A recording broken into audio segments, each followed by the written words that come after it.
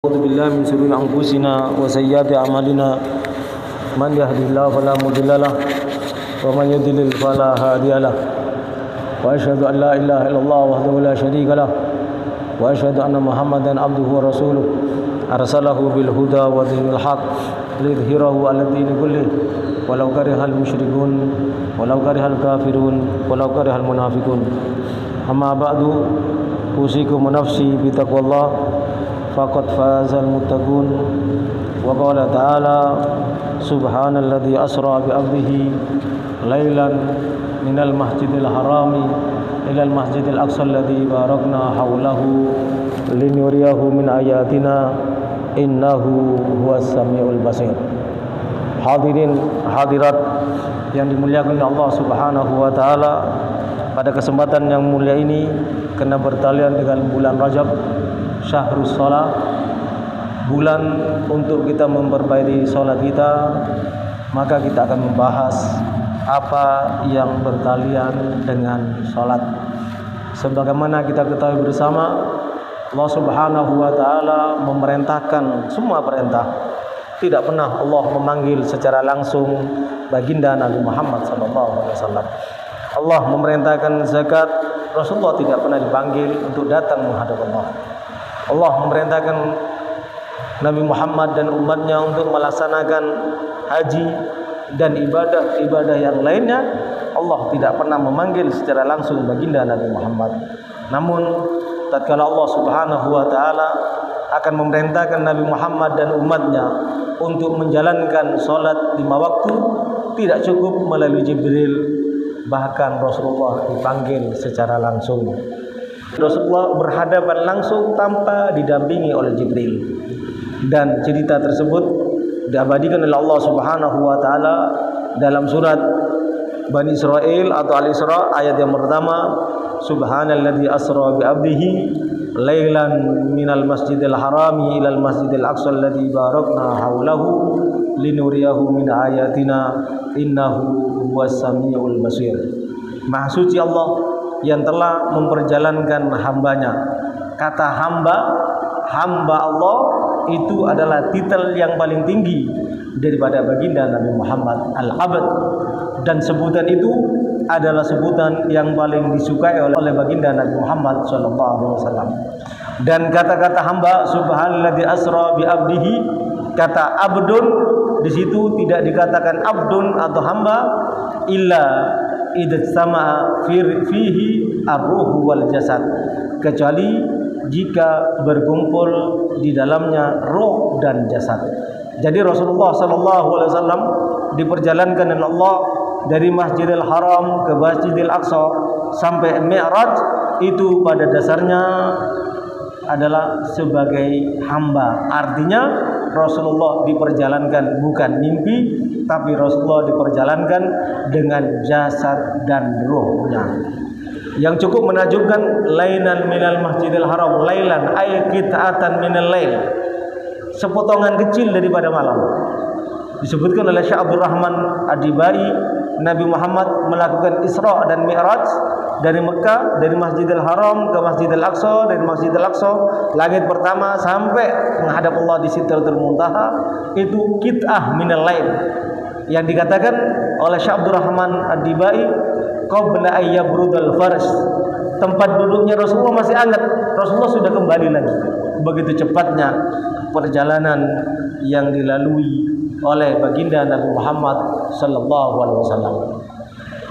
Al-Muhaddis Abuya Syekh Muhammad Ibn Alwi Al-Maliki, beliau mengatakan, qala Al-Hafidz As-Sami, berkata Al-Hafidz As-Sami, istamalat hadil ayat yang kita baca, terutama yang ada dalam surat An-Najm yang menceritakan tentang Isra dan Mi'rajnya baginda Nabi Muhammad sallallahu alaihi wasallam, memuat atau mengandung pertama hadiah Nabi Muhammad sallallahu alaihi wasallam, sebuah hadiah yang agung dan mulia untuk baginda Nabi Muhammad. Kenapa Rasulullah sallallahu alaihi wasallam diberi hadiah, yaitu dengan menghadap Allah? Karena pada waktu tahun itu dikenal dengan Amul Hazan, tahun susah. Kenapa Rasulullah sallallahu alaihi wasallam dikatakan pada tahun itu adalah susah karena baginda Nabi Muhammad ditinggal oleh dua orang pembelanya yang sangat mencintainya, yaitu yang pertama adalah istrinya yang tercinta, dan yang kedua adalah pamannya, ayahanda daripada Sayyidina Ali bin Abi Thalib, yaitu Abu Thalib. Karena ditinggalnya Rasulullah SAW oleh dua orang ini, maka tahun itu dikatakan tahun hazan, tahun susah. Karena susahnya Rasulullah SAW pada saat menghadapi wafatnya kedua orang yang sangat mencintai Rasulullah dan sangat mendukung dakwah Rasulullah, maka dikatakan amul hazan. Sehingga sebagian ulama mengatakan ini menunjukkan atas keimanan Sayyidatina Khadijah al-Kubra, tentu seperti itu. Dan yang kedua menunjukkan atas keimanan daripada ayahanda Sayyidina Ali bin Abi Thalib, paman Nabi yang bernama Abu Thalib. Kenapa demikian? Karena kewafatan kedua orang ini, yaitu Abu Thalib dan Sayyidatina Khadijah al-Kubra, maka Rasulullah berduka. Berarti karena Rasulullah berduka menunjukkan Rasulullah mencintai mereka berdua, dan tidak mungkin Rasulullah mencintai orang yang tidak beriman kepada Allah, sebagaimana disebutkan dalam surah Al-Mujadalah ayat 22, la tajidu qauman yu'minuna billahi wal yaumil akhir yuwaduna man haddallaha wa rasulahu walau kana aba'uhum, dan seterusnya, yang artinya kamu tidak akan mendapatkan suatu kaum yang beriman kepada Allah Subhanahu wa taala dan hari kiamat lalu saling berkasih sayang atau mencintai orang-orang yang menentang Allah dan Rasulnya, sekalipun mereka adalah bapaknya, anaknya, dan seterusnya. Artinya apa? Tidak mungkin kalau Abu Thalib, ayahanda daripada Ali bin Abi Thalib, demikian juga Khadijah al-Kubra, istri tercinta baginda Nabi Muhammad, kalau tidak mungkin mereka berdua tidak beriman. Kenapa? Karena mereka sangat dicintai oleh baginda Nabi Muhammad. Saking cintanya baginda Nabi Muhammad SAW kepada kedua orang ini, maka tahun kewafatan mereka berdua dikenal dengan Amul Hazan, tahun susah atau tahun berkabungnya baginda Nabi Muhammad SAW. Sehingga adanya Isra dan Mi'raj baginda Nabi Muhammad merupakan hadiah dari Allah untuk menghibur Nabi Muhammad atas duka dan kesusahan yang dialaminya.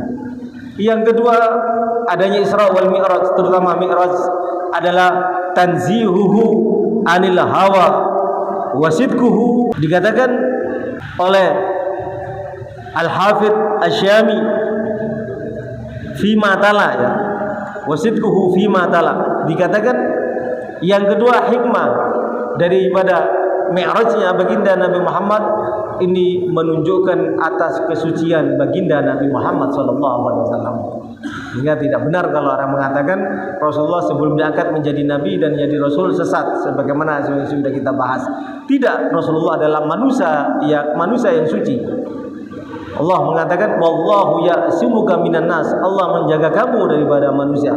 Rasulullah SAW dikatakan dalam kitab Aqidatul Awam, ismatuhum kasairil malaika wajibatun wa fadlul malaika. Terjaganya Nabi daripada perbuatan dosa, kesucian Nabi daripada perbuatan dosa sama seperti kesucian para malaikat.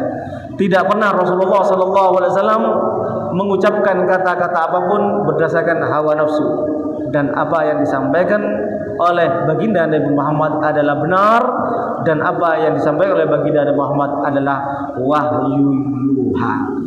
Dan perlu kita pahami bersama, Isra wal Mi'raj hadisnya diriwayatkan oleh para sahabat yang mencapai adadun kabirun minas sahabah, jumlah yang sangat besar jumlahnya, sangat banyak. Di antaranya Ubay bin Ka'ab, Usama bin Zaid, Anas bin Malik, Buraidah, Bilal bin Hamama, Bilal bin Sa'ad, Jabir bin Abdullah, Hudzaifah al-Yaman, Samurah bin Jundub, Sahal bin Sa'ad, Syadad, dan seterusnya. Lebih puluhan sahabat yang meriwayatkan. Sehingga hadis ini yang bertalian dengan Isra dan Mi'raj itu namanya hadis mutawatir. Apa konsekuensinya tentang hadis mutawatir bagi orang yang tidak percaya? Dikhawatirkan dia bisa murtad. Saya ulang kembali, hadis mutawatir apabila kita tidak meyakini kebenarannya, dikhawatirkan kita bisa jadi murtad. Belum kalau Mi'raj jelas berdasarkan Al-Qur'an, subhanallah di Isra-nya. Mi'rajnya juga demikian, kejadian-kejadian yang ada yang mungkin banyak persisiran para ulama tapi tidak mengingkari hakikat Isra dan Mi'raj. Hadirin hadirat yang dimuliakan Allah Subhanahu wa taala, yang perlu kita pahami bersama, Rasulullah sallallahu alaihi wasallam diisrakan dan dimi'rajkan, tujuan utamanya hanya untuk menerima salat 5 waktu. Saya ulang kembali, segala perintah Allah tidak pernah memanggil baginda Nabi Muhammad secara langsung, kecuali tatkala Allah Subhanahu wa taala berkenan untuk memerintahkan Nabi Muhammad dan umatnya melaksanakan salat, maka tidak cukup melalui Jibril, tapi Allah langsung memanggil baginda Nabi Muhammad sallallahu alaihi wasallam. Saking pentingnya salat. Dengan demikian dalam sebuah hadis baginda Nabi Muhammad sallallahu alaihi wasallam menyampaikan, "Maftaradallahu 'alal ibadi ba'da tauhid sayyan ahabba ilaihi minas salah, walau kana syai'un ahabbu ilaihi minha la ta'abbada bihil malaika, faminhum raki'un wa sajidun wa qa'imun wa qa'idun." Andai kata ada ibadah ya Allah Subhanahu wa taala tidak mewajibkan kepada para hambanya untuk melakukan suatu ibadah setelah tauhid yang lebih Allah cintai melebihi salat. Andai kata ada ibadah yang lebih Allah cintai melebihi salat, pasti ibadah itu akan diperintahkan kepada para malaikatnya. Karena para malaikat Allah semenjak diciptakan ada yang ruku, ada yang sujud, ada yang berdiri, ada yang duduk dalam bentuk salat. Diriwayatkan dalam sebuah hadis, di langit tersebut terdapat sejumlah malaikat. Ada 10 saf malaikat yang kerjaannya hanya salat. Bahkan disebutkan dalam sebuah riwayat ada 10 saf, satu safnya 10.000 malaikat. Jumlah malaikat yang dalam keadaan melaksanakan salat itu sebanyak 100.000 malaikat. Namun malaikat-malaikat ini terkagum-kagum tatkala Allah menyebutkan dan menceritakan tentang kita umat Nabi Muhammad yang melakukan salat. Kenapa demikian? Karena nilai salat daripada umat Nabi Muhammad yang hanya 5 waktu sama dengan nilai salat umatnya Nabi Musa dan umat-umat yang lainnya sebanyak 50 kali atau 50 waktu. Hadirin hadirat yang dimuliakan oleh Allah Subhanahu wa taala, salat adalah kewajiban yang tidak boleh kita tinggalkan. Baginda Nabi Muhammad sallallahu alaihi wasallam mengingatkan dengan keras dalam sebuah hadisnya, khamsu salawatin kataballahu ala ibadihi faman addaha limawaqidiha kanat lahu nuran wa burhanan yaumal qiyamah wa man dayyaha husyira ma fir'auna wa haman. Dalam sebuah hadis baginda Nabi Muhammad sallallahu alaihi wasallam menyampaikan, Allah telah mewajibkan salat 5 waktu kepada para hambanya. Barang siapa yang mengamalkan atau melaksanakan salat 5 waktu tepat pada waktunya, maka kelak pada hari kiamat dia wajah, tangan, kaki dan juga wajah, tangan dan kakinya akan bercahaya sebagai tanda dia adalah sebagai umat Nabi Muhammad. Namun barang siapa yang menyanyiakan salat, maka di wajah, tangan dan kakinya tidak mempunyai cahaya, dan kelak pada hari kiamat akan dikumpulkan bersama Firaun dan Haman. Sebagian ulama ahli hadis mengatakan dikumpulkannya orang yang mengabaikan salat, menyanyiakan salat, bukan tidak salat tapi sering terlambat salatnya, apalagi tidak salat. Dikumpulkan bersama tokoh-tokoh orang kafir seperti Firaun, Haman dan yang lainnya, menunjukkan orang yang meninggalkan sholat sangat rentan untuk mati dalam keadaan kafir. Mari kita semuanya berhati-hati. Kita perhatikan, yang belum sholat mari kita sholat, yang belum baik sholatnya mari kita perbaiki sholat kita, agar kelak pada hari kiamat kita diakui sebagai umat Nabi Muhammad dan berhak mendapatkan syafaat Nabi Muhammad. Tanda kita akan mendapatkan syafaat Nabi Muhammad apabila wajah, tangan dan kaki kita bercahaya min atharil wudu, karena kita wudu dan karena kita sholat. Dan cahaya di wajah dan di tangan serta di kaki tidak akan pernah ada kalau kita tidak pernah sholat. Karena kalau kita tidak pernah sholat, kita tidak akan pernah wudu. Itulah yang perlu kita perhatikan bersama. Mudah-mudahan kita semuanya dikelompokkan oleh Allah dari para hamba-hamba Allah yang menjalankan sholat 5 waktu. Allahumma la taj'al fina syagiyan wala mahruman wala matruda. Allahumma la taj'al fina syagiyan wala mahruman wala matruda. Ya Allah, jangan jadikan di antara kami sebagai hamba-Mu yang celaka, hamba-Mu yang dijauhkan dari rahmat-Mu, hamba-Mu yang diusir daripada pintu surga-Mu karena tidak berhak mendapatkan syafaat baginda Nabi Muhammad. Dan dengan demikian kita berharap diwafatkan dalam keadaan husnul khatimah. Ya Allah, biha ya Allah, biha ya Allah, biha ya Allah, bismil khatimah.